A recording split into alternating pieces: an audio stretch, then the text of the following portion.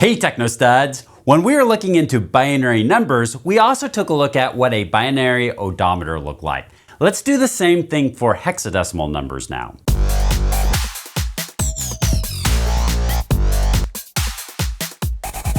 When I showed you the binary odometer, I just typed in binary odometer, and there's a couple great sources that popped up here. I showed you the one from GitHub here, where we talked about the base 10. We talked about the binary, what a binary number looks like, and the binary odometer. On the same page, it has an octal, which is 8, a base 8 here, and the hexadecimal, which is a base 16.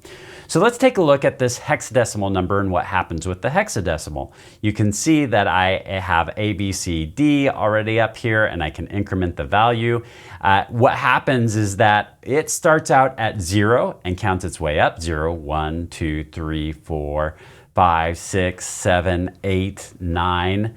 And then because you can't have 10, you can't have 2 digits here, it's got to be represented by just a single character, and it's represented by A. So A equals 10 in this case right here. So B, C, D, E, F. And then once we get to F, there is no next character after that in hexadecimal, so because F is the equivalent of 15, and so we need to reset this column. We reset the ones, and it carries over into the 16 column here. And then we say the same thing. We can count up until we get to EF, and then the next one is it carries over into the 16. And so you can see the same thing happening as what we saw before, and there I just cycled it over and it carried it over to the 256.